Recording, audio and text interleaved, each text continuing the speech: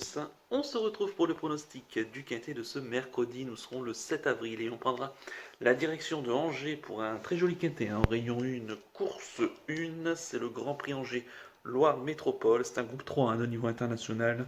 Pour des choix âgés de 6 à 10 ans, il faut que les 6 et 9 ans, ils ont gagné au moins 100 000 euros et il y aura un rendement de distance de 25 mètres pour ceux qui ont gagné plus de 280 000 euros et de 50 mètres pour ceux qui ont gagné plus de 612 000 euros. 3100 mètres à parcourir. Ils sont 16 au départ. Angers, c'est une piste corde à droite. Une très grande piste à Angers. La ligne droite est assez longue, autour des 350 mètres, 400 mètres, où on peut rendre la distance sans aucun problème. C'est une très belle piste, corde à droite, donc sur l'hippodrome. Angevin, je vais tout de suite vous donner mes 8 préférés, tout en sachant qu'il n'y aura pas de chevaux. Au regret, la course me semble limpide. Et à mon sens, il faudra vraiment trouver l'ordre si vous voulez toucher un très joli rapport. Enfin, en tout cas, le meilleur des rapports, on va dire. Allez, j'ai retenu en tête le 15, Bugsy Malone, le pensionnaire de Philippe Allaire, la drive de Franck Nivard. Il sera déféré des 4 pieds. Il vient de faire sa rentrée dernièrement donc sur la piste de Caen, se classant bon deuxième après pratiquement 6 mois d'absence. Le cheval battu donc par Echo de Champ le SIC, il va le retrouver ici. La dernière fois il rendait 25 mètres, là il va le retrouver avec 50 mètres d'avance. A noter que Bugsy Malone a couru cette course il y a 2 ans de cela. Il terminait excellent deuxième du regretté Aubryon du Gers, auquel on a évidemment toujours une pensée. Bugsy Malone c'est un cheval de train qui a besoin de personne ici. La longue distance va l'avantager. Je pense qu'il a tout pour plaire. Seul petit ombre quand même au tableau. D'abord, il est parfois un petit peu loulou, mais il a l'air de s'amender quand même à l'âge de 10 ans. Et deuxièmement, il faudra quand même. C'est la fameuse deuxième course, a pris une bonne rentrée, donc à voir quand même. Mais bon, c'est un cheval d'expérience qui sait tout faire et normalement, au vu du lot proposé, doit certainement lutter pour les toutes premières places. En deuxième position, j'ai mis le 2 et coachant le 6, pensionnaire de donc Eric Gilblot, la drift de Tony de Belair. Il sera déféré des 4 pieds. C'est un cheval donc, qui vient de s'imposer sur l'hipporome donc de Caen en devançant Bugsy Malone. Donc c'était le 11 mars. Ici, dans ce quintet, écoutez, il part devant, il aura l'avantage. C'est un cheval qui a une bonne pointe de vitesse ici, qui est très régulier dans l'ensemble. Je me souviens que ce cheval avait surpris son monde, remportant notamment la finale de la Coupe des 5 ans interrégionale, donc sur les pommes de Vincennes, a une très belle cote. C'était il y a 2 ans de cela. Donc attention à ce cheval qui est bien présenté ici, qui est en forme, auquel il faudra évidemment compter avec lui. En troisième position, j'ai mis le 11, Dreambaker, le pensionnaire de Jean-Michel Bazir, la drive d'Alexandre Abrivard. Il sera déféré des 4 pieds. Jean-Michel Bazir qui présente 4 partants. Ici, certainement ici sa meilleure chance. Le cheval vient de courir ferré, 27 mars dans le prix du bois de Vincennes où c'était une course de préparation. Déférer les 4, c'est évidemment beaucoup mieux ainsi. Alex Abrivard qui le connaît. Donc attention à ce cheval qui est plutôt bien corde à droite. Il a déjà bien couru, donc attention à lui. Il peut se racheter ici. Il faudra le bon parcours, mais c'est un bon finisseur, donc attention à lui. En quatrième position, j'ai mis le 3, Favorite Flini, la pensionnaire de Grégory Torel, la drive de Pierre-Yves Verva, sera déférée des postérieurs. C'est une jument qui vient de se classer troisième, c'est pour du Croisé-la-Roche dans un lot qui était intéressant, puisque c'était Applewise As qui s'imposait le 13 mars dans dans le Grand Prix Charles Desrousseaux. Et le deuxième, c'était un certain Cicero Nova qui a fini sixième du prix du Bois de Vincennes. Donc, qui a accusé beaucoup de progrès, qui avait ensuite gagné sa course à Caen et qui a ensuite terminé sixième du prix du Bois de Vincennes. Donc, plutôt intéressant. Et elle était ferrée ce jour-là lorsqu'elle prenait sa troisième place. Elle est déférée ici des postérieurs, ce qui est très rare avec elle. C'est vrai que cet hiver, elle a quand même plutôt bien couru dans de bons lots. Ici, dans un lot qui est très correct aussi, mais auquel il y a beaucoup de chevaux qui n'ont pas forcément cette course pour objectif. Je pense qu'elle est capable de se racheter. En plus, elle part au premier échelon. Attention à elle. En cinquième position, j'ai mis le 4, Cristal du Lupin, le pensionnaire de Jean-Paul Marmion, la drive d'Antoine Vils. Il sera déféré des 4 pieds. Bon, c'est un cheval qui fait toutes ses courses, hein, il n'y a pas grand-chose à dire. On est allé à Cagnes-sur-Mer cet hiver avec lui, où ça s'est pas forcément bien passé. Pour moi, un meeting à oublier. Il sera mieux ici, sur une piste corde à droite, euh, auquel voilà, il a déjà bien réussi. Je pense que l'air de Cagnes-sur-Mer lui a fait le plus grand bien.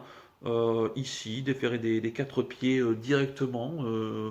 Non, on doit de nouveau compter avec lui pour jouer au moins les belles places. En 6e position, pardon, j'ai mis le 8. Belouise Mabon, la pensionnaire d'Yves Dreux, quand elle est l'entraîneur, le driver propriétaire, elle sera déférée des antérieurs. Bon, on la connaît, hein, Belouise Mabon, elle a désormais 10 ans, plus trop de marge, elle est au plafond de ses gains. C'est une bonne finisseuse ici, qui doit rendre 25 mètres, voilà, qui est pas incapable ici d'accrocher une place. Il faut que ça se passe bien. Comme il y a beaucoup de chevaux qui font quand même entre guillemets le tour, elle va profiter de peut-être aussi de quelques défaillances pour améliorer son classement, mais pas mieux qu'une 4-5e place. En 7e position, j'ai mis le 10, Baud Grimou, pensionnaire de Francan, qui en est entraîneur driver propriétaire. Il sera déféré des 4 pieds, il avait terminé 3e de cette course il y a 2 ans de cela. Le cheval a désormais lui aussi 10 ans. Il reste sur 2 disqualifications consécutives à l'attelé et une en début d'année au tronc monté. Il a plus fait l'arrivée hein, depuis l'étape du GNT, c'était en novembre 2019. Donc ça commence un petit peu à remonter. Le cheval a eu des soucis de santé.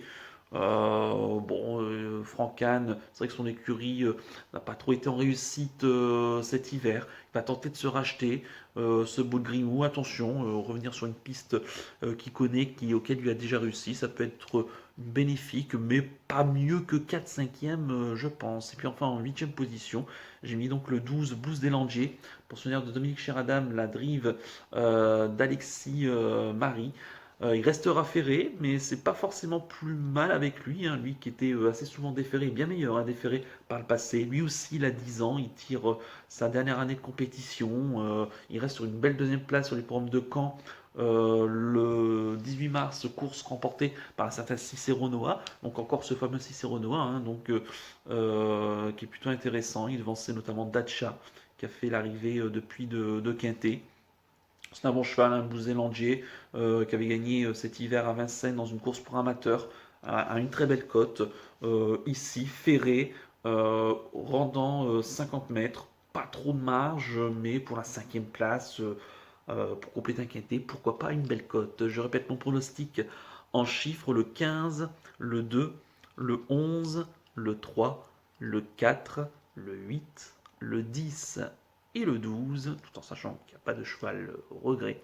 Quant à mon coup de cœur dans ce quintet, bah écoutez, ça sera le 11, Dreambaker, que j'aime bien. Je pense qu'il va se racheter par rapport à sa dernière tentative, qui était ferrée en vue certainement de cette compétition et à la limite hein, du recul des 50 mètres. Donc j'y crois beaucoup, je fonce.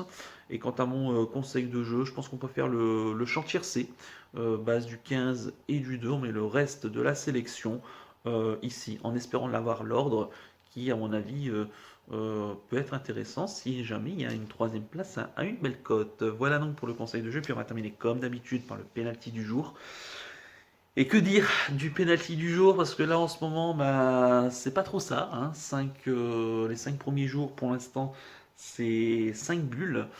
Alors, c'est pas forcément des choix qui font pas du tout l'arrivée. Bon, hormis une dernière place avec Robel Bailly. Sinon, voilà, on est 4e, 5e, 6e. Voilà, on n'est pas forcément dans les bons coups. Et donc, aujourd'hui, bah, écoutez, voilà. Notre penalty brouillard termine 4e à la plus mauvaise des places. Le cheval a fait longtemps illusion pour le succès, mais il est tombé sur des bons finisseurs.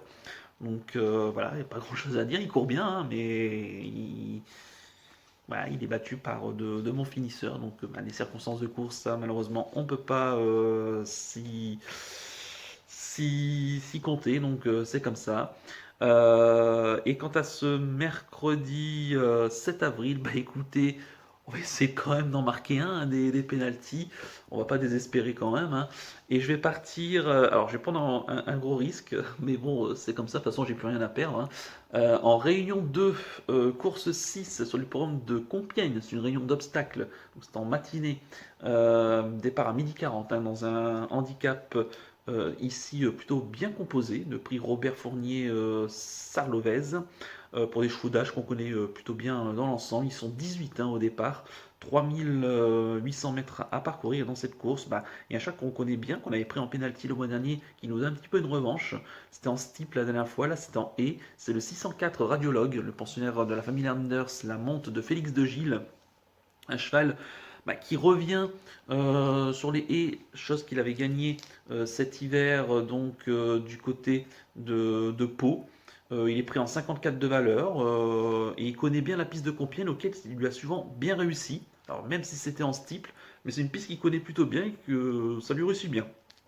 Donc s'il se rachète de sa dernière course où peut-être le lot était un peu fort et puis le steeple il peut être un peu barré désormais à l'âge de 9 ans, le fait de revenir ici sur une piste qui lui avantage peut pourquoi pas se rappeler à notre bon souvenir. Donc il nous a un petit peu de revanche, ce 604 Radiologue en réunion 2, course 6 donc sur les programmes de Compiègne, et donc il sera notre pénalty du jour. Voilà donc pour le pénalty du jour. Il ne me reste plus qu'à vous remercier, que c'était évidemment bonne chance pour les paris. Merci à tous pour votre fidélité. N'oubliez pas de liker et de vous abonner à la chaîne si ce n'est pas déjà fait par avance, et je vous en remercie.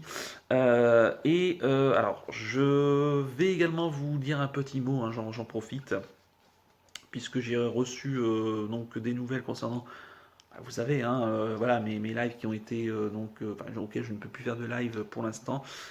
Et donc chose qui pour l'instant m'a été confirmée, je ne peux plus faire de live donc pendant 3 mois, donc jusqu'au 2 juillet pour être précis. Ou alors il faut que Equidia donc lève leur demande donc de restrictions auxquelles ils m'ont un peu poursuivi.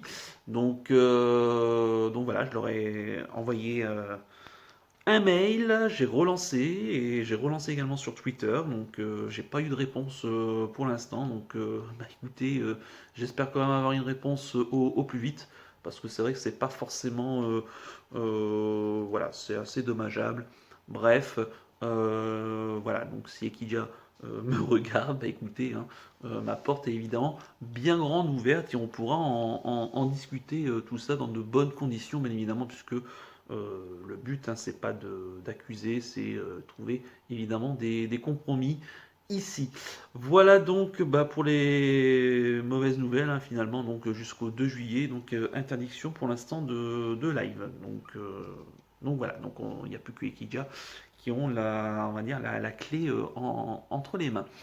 Voilà donc, et écoutez, il ne me reste plus qu'à vous remercier, qu'à vous souhaiter évidemment une excellente semaine et surtout prenez bien soin de vous. Ciao à tous.